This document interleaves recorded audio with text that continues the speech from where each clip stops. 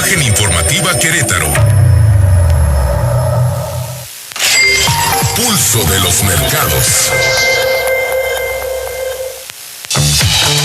8 de la noche con 31 minutos y bueno, no me quiero alargar en su presentación, usted ya lo conoce y lo escucha a través de sus podcasts a Roberto Barberena, aquí con el Pulso de los Mercados, con un temazo que traes el día de hoy, mi estimado tocayo, porque vamos a hablar de todas estas reacciones que podrían darse por temas en la Fed, en la Reserva Federal de Estados Unidos. Vamos a hablar de ello porque también hubo renuncias y bueno, a partir de ahí todo se mueve. Es correcto, Beto. Muchas gracias siempre por recibirme y buenas noches a todo tu auditorio. Efectivamente, hay varios temas importantes. La Fed, Banco de México, que sale el día de mañana también a mover sus tasas, y muchas preguntas que han surgido respecto si es el momento de comprar dólares como un tema de inversión, porque pues parece que está barato, pero hay que hablar de lo importante que es diferenciar entre la tasa o la ganancia de capital y la tasa de interés, ¿no? Totalmente, mi estimado Roberto. Comencemos por el principio. A ver, entonces, la semana pasada la Fed dejó su tasa sin cambios. Es correcto. ¿Por qué fue importante esa decisión? Es importante primero porque hay un tema político en la Fed, es decir, Donald Trump ha estado presionando políticamente para que la Fed baje las tasas. Si tú bajas las tasas, evidentemente puedes reactivarle la parte económica.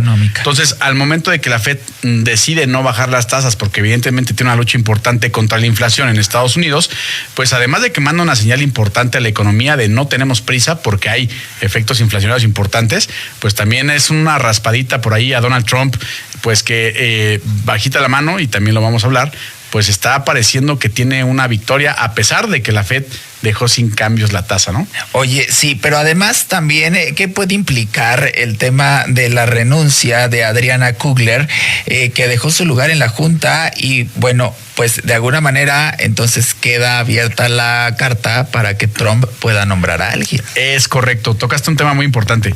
Hay una renuncia de una gobernadora de la Fed que su mandato terminaba hasta 2026, renuncia de manera anticipada, y esto le abre la puerta a Donald Trump para poner un candidato a modo que pueda votar ya con recortes de tasas. Y no solamente eso, mi estimado Beto, que además el siguiente candidato podría ser el siguiente presidente de la Reserva Federal en Estados Unidos. Es decir, es un movimiento político muy importante, pero que además amenaza, pues, digamos, la parte independiente de la Reserva Federal, o pues la autonomía de la Reserva Federal en Estados Unidos, ¿no? Totalmente. Y esto podría cambiar, obviamente, las expectativas del mercado y cómo lo pueden mover, ¿no? Estas expectativas. Precisamente, de hecho, vimos que vamos a hablar más adelante al respecto, pero vimos que el tipo de cambio empezó a reaccionar a la baja después de estas noticias. ¿Por qué? Porque si ya el mercado está esperando a que la tasa pueda empezar a bajar con un nuevo miembro que pueda votar al respecto, bueno, pues la expectativa del mercado de que se recorten las tasas 2 veces, una en septiembre y otra en diciembre en Estados Unidos,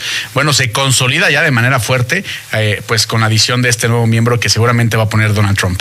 Oye, pues tú nos anunciabas justo como parte de estas reacciones el tema de Banxico, en donde actualmente tiene una tasa del 8%, pero nos dices que mañana la va a bajar.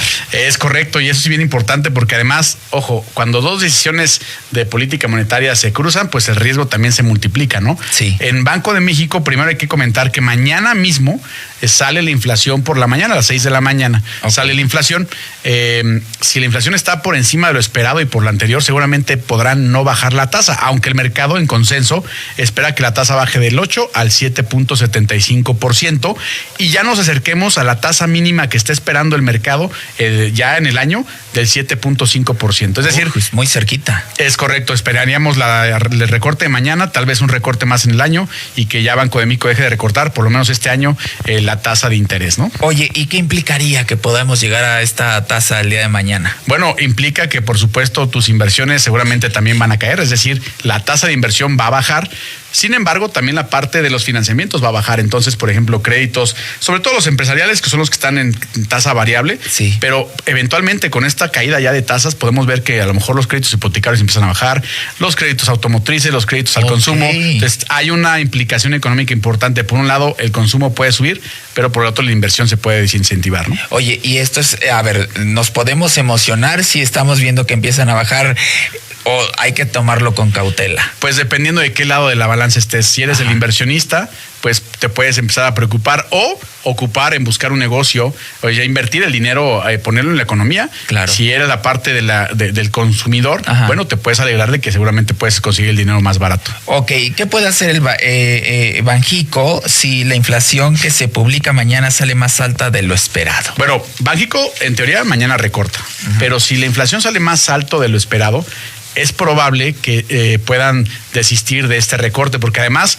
en la última reunión de política monetaria de Banxico ya la decisión no fue unánime, fue dividida, así que ya se está resquebrajando el tema de consenso respecto a recortar las tasas en México porque no están tan cómodos con la inflación, ¿no? Ok, oye, y bueno, para todo el tema que también nos adelantabas justo cuando iniciamos esta participación de aquellos inversionistas, de aquellos que tienen estas estrategias de comprar e invertir en dólares, pues si bajó de 18.90 a 18.60, preguntarte si realmente está barato y si conviene comprar y seguir con esto. Bueno, a ver, comprar dólares no solamente es mover tu dinero en la parte de inversión, sino también es cambiar la estrategia. A mí mucha gente me pregunta en ese momento, oye, ¿vale la pena invertir porque ahorita el dólar está barato? Y yo te diría, bueno, a ver, barato con respecto al año pasado, sí, seguramente, bueno, con respecto a hace un par de meses, sí, por supuesto, pero eso no quiere decir que el tipo de cambio vaya a rebotar de manera importante, y aquí hay que hacer, pues, una diferencia fundamental. Cuando alguien en México invierte en dólares es porque está esperando una ganancia de capital, es decir, tener los dólares ahí parados realmente no te genera ningún rendimiento. Okay. No tienes una tasa de rendimiento. Lo que te causa el rendimiento o la plusvalía es precisamente que el dólar suba, claro, y tengas una ganancia de capital. Okay. Podrías tener una ganancia de capital adicional a una ganancia de una tasa fija. Por ejemplo, si compraras bonos del Tesoro en Estados Unidos, tienes una tasa alrededor del 4% más la plusvalía o minusvalía de capital que hay por el movimiento del peso dólar, ¿no? Oye, a ver, y justo hablando de esto, entonces, ¿qué factores debo de considerar antes de decidir si debo de invertir en dólares o me quedo en pesos mexicanos? Bueno, a ver, lo que hay que considerar es la tasa, primero la tasa de interés, porque tú vas a renunciar, si vendes tus pesos para comprar dólares, vas a renunciar a la tasa de interés que dan los pesos. Por ejemplo, cuando la tasa de interés en pesos estaba al 11%, yo le decía a los clientes, oye, ¿para qué vendes ahorita los pesos y compras dólares si la tasa en pesos ya es muy buena, demasiado buena? Ajá. Y la verdad es que a lo mejor la ganancia de capital puede ser buena en el dólar, pero no tanto como un 11% anual, sí, claro, ¿no?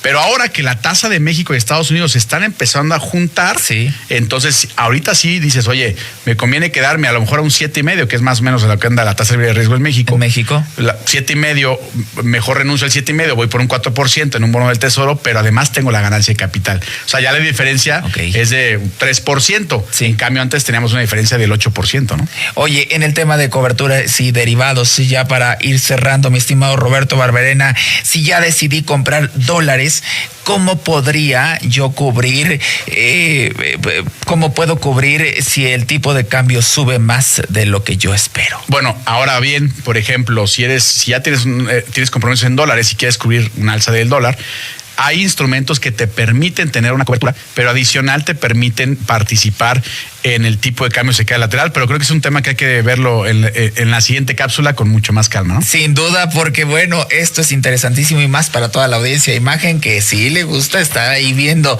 el tema del movimiento de las economías. ¿Cómo te encontramos? Perfecto, gracias. Pues me puedes seguir en X, antes Twitter como @elpulsodivisas o en podcast de Spotify, El Pulso de las Divisas. El Pulso de las Divisas, no se lo pierda, por supuesto, todos los días a Roberto Barberena. Muchas gracias. Muchas gracias, Beto, que estés bien.